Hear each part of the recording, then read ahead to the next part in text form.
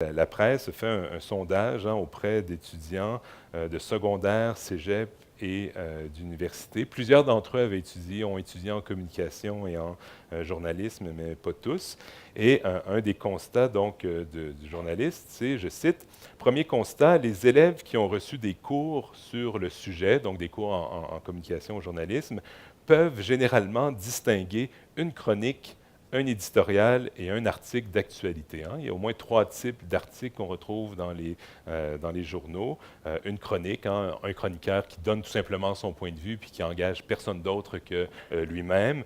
Un éditorial où l'équipe éditoriale de la publication donc, prend position après discussion généralement, mais on parle au nom du journal. Dans les 2 cas, chronique et éditorial, on est plutôt sur le plan des jugements de valeur. Il y a plusieurs jugements de fait.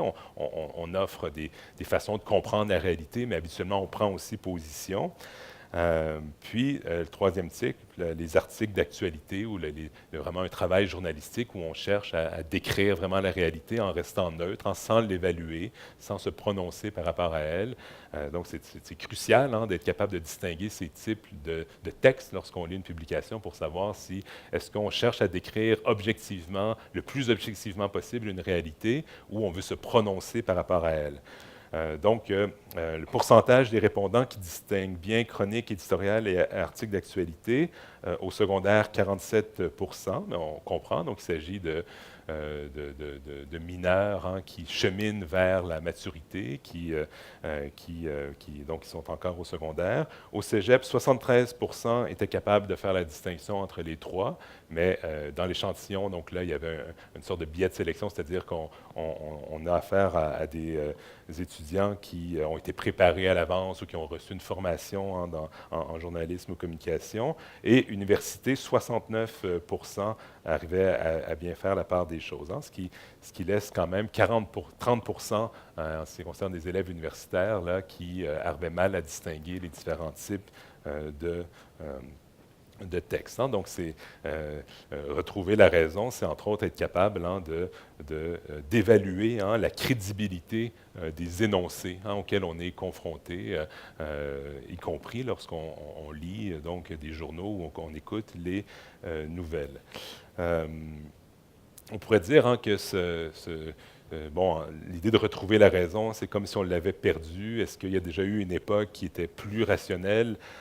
Donc, mon idée n'est pas tant qu'il y en a eu une espèce d'âge d'or de la raison et qu'il faudrait y retourner, mais plutôt d'exprimer une forme de déception aussi par rapport à, comme je disais, aujourd'hui, en 2017, après la démocratisation de l'enseignement supérieur, après aussi vraiment les impacts de l'Internet qui font en sorte qu'on a accès à des informations qui viennent de partout dans le monde, qu'on peut être en contact avec des gens aussi qui dépassent notre réseau, disons, plus physique, qu'on aurait souhaité que ça soit corrélé, au fond, à un accroissement de la rationalité dans la discussion publique, et ce n'est pas le cas. Mais on pourrait dire qu'il n'y a rien de nouveau qu'un philosophe déplore ça. Vous avez peut-être vu dans vos premiers cours de philosophie au cégep que les fondateurs de la philosophie occidentale, je pense à Socrate, à Platon, entre autres, étaient toujours dans une lutte sans merci contre ceux qu'il appelait les sophistes.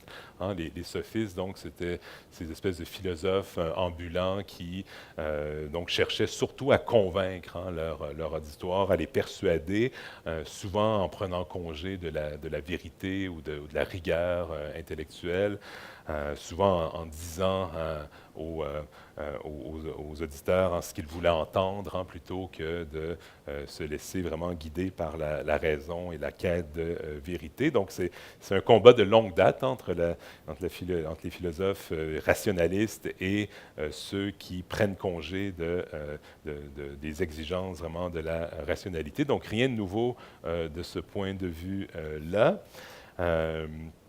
Mais c'est vrai qu'aujourd'hui, les profs de philosophie, puis entre autres dans les cégeps, enseignent beaucoup les différents sophistes aux étudiants parce qu'on en retrouve beaucoup dans le discours public. Puis ce serait assez facile de montrer comment certains des chroniqueurs dans des journaux ou des animateurs à la radio, comment on constate que plusieurs, donc lorsqu'ils prennent la parole, c'est surtout pour justement provoquer, convaincre, mais en employant tous les moyens, même en employant des sophismes ou en propageant des rumeurs ou des fausses nouvelles, et ainsi de suite. Donc, on a plusieurs exemples dans notre sphère médiatique aujourd'hui, mais ce n'est pas là-dessus que j'ai envie d'attirer votre attention pour l'instant. Ce qui me préoccupe peut-être plus fondamentalement, parce que sachant qu'on évolue dans un tel contexte, il faut être capable de se défendre contre ces différentes tentatives de manipulation. Il faut être capable d'y voir clair, être capable de distinguer les intervenants qui sont véritablement rigoureux, qui font preuve d'une certaine probité intellectuelle, de ceux qui ont d'autres motifs, que ce soit d'aller avoir un lectorat toujours plus grand en créant de la controverse et de la polémique, que ce soit des idéologues qui sont des partisans, au fond, qui ont déjà une vision particulière, une vision politique particulière, puis que tout ce qui compte pour eux, c'est de la promouvoir, qui est encore là à prendre congé de la rigueur et de la vérité. Il faut être capable de se défendre contre ce genre de discours dans la sphère publique.